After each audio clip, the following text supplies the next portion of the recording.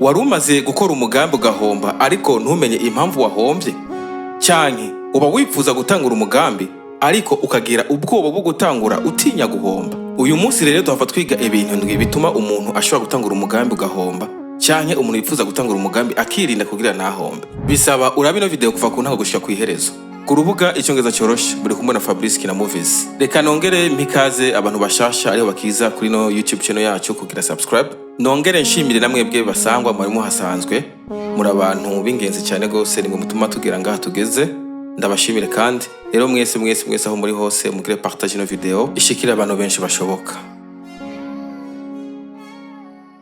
Icyakane rero, undervaluing product quality and customer service. Nimba ari ibintu bisaba isukari nyinshi, mu isukari nyinshi ntusoneke. Nimba ari bidasaba isukari, ikuremwo ntuyimuhe. Okay? Sino ukoze ibyo bintu nkuko wowe no kuri settinga, you are setting yourself up for failure.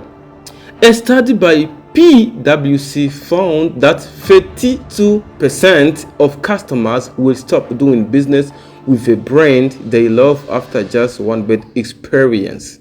Okay? Ichigwa cyakozwe na PwC cyasanze yuko ibice 32 kwijana by'abakiriya baheba gukorana namwe cyangwa baheba kubashorera bivanye n'agakosa kamwe experience mwagize. Okay? Naho nyine kugira hari agakosa ugira bitakuvuyeko, agakosa mwagize nibigira nkana kugira mwunguke byinshi mutange bike cyangwa mutange ibintu bidakwiye. Quality and service are the two pillars that keep customers coming back. Harakomeye. Burya buryohe kija kantu icyo kintu mwakoranye mu bari product byo gufungura cyangwa kwigisha cyangwa ibintu nk'ivyo. Okay? Ni ibintu bibiri, ni quality ikintu mwatanze cyanke ukungire mwafashe umuntu mwakiriye, service mwatanze, customer care mwatanze. Nivyo bintu bibiri bituma nejo na hirya yejo mu kwezi kuza umuntu no mu myaka iza umukiriya wanyu cyangwa abakiriya wanyu bazokoma bagaruka kubashorera mbere bazanye n'abandi. Ensure your product or service exceeds expectations and make customer satisfaction your top priority. Ensure your product or service exceeds expectations. Basuye yuko producer cyangwa service zanyu ziri ku rugero rwo hejuru biruta n'ivyo abantu boza babitegako, abakiriya boza babitegako. Umukiriya azayitega shaza gusanga biryoshe kabisa, ahubwo aza gusanga biryoshe cyane ako kana mugakorereko. Okay? And make customer satisfaction your top priority.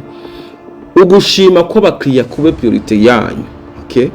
Mube si product zanyu mutanga cyangwa service yanyu mutanga irengere uko abakiriya boza biteze. Baze biteze ati iza kuba imeze neza, ahubwo basanga imeze neza cyane. Kandi mutume satisfaction y'abakiriya biwanyu, gushima ko abakiriya biwanyu kuba priority yiwanyu, ikintu ingingo ngenderwa ko yiwanyu. Ibyo bizotuma business yawe iguma itera imbere. Happy customers are loyal customers and loyalty builds a brand.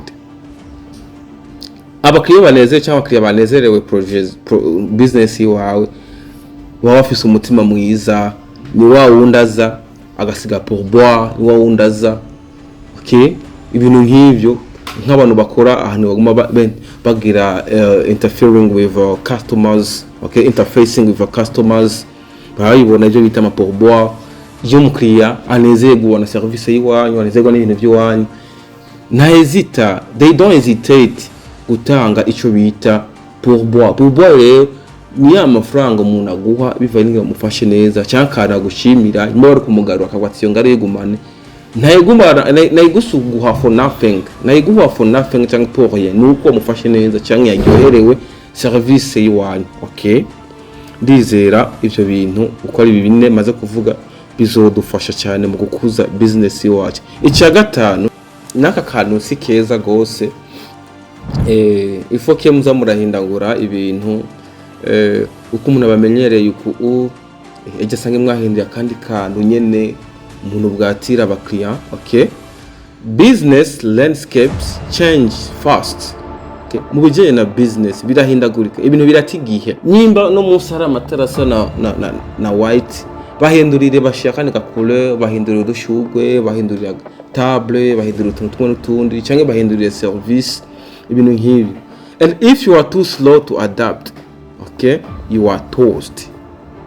Nyimba wikwega cyangwa kwega amaguru mukuzi uri adapta muri changement za business aho kabisa naho uri kuraja, right?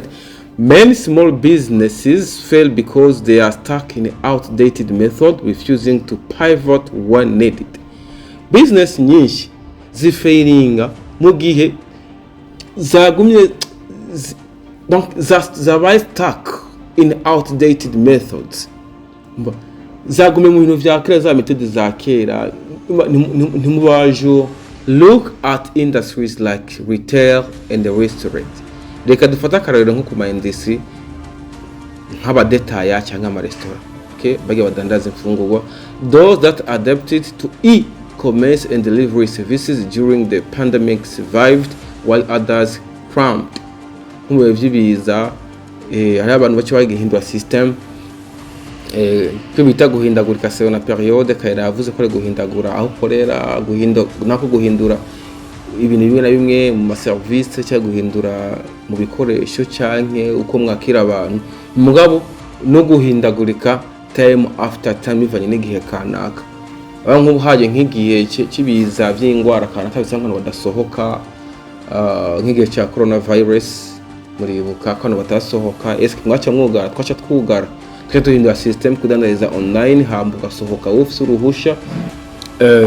Adapt or die, urahitamo kwiadapta selo nibihe canke business yawe ipfe. Isn't just a saying, sinumugani gusa, it's a survival tactic in business. Sinumugani gusa, ni tactique yamaho ituma business ibaho. Urahitamo nawe guhindagurika selo nibihe canke wemera upfe. Stay flexible, stay informed, and be ready to adjust your strategy when necessary. Stay flexible, but flexible. Ube souple mwanya wali wose, donc ube active. Do you understand? Ube active. Okay, habayaka, you are there. Habayaka, you are there. Akakarabaya, you are there. Okay? And stay informed. Ube informé. Udakurikirana radio wumva ati aka kantu kahabaye byagenze kunuku ahantu habaye kizi kiniki dufate ingani zihashika.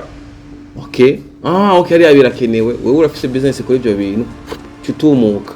Okay, be informed, ube ajour dukira makuru des infos mu karere ukorera, wumve aho nkorera bimeze uku, umenye ngire na wewe business yawe uhindura strategy, ube adequate, right, when necessary, and be ready to adjust your strategy when necessary. Number 6, icagatandatu rero, burnout and lack of focus. Burnout and lack of focus. Evuziki. Okay?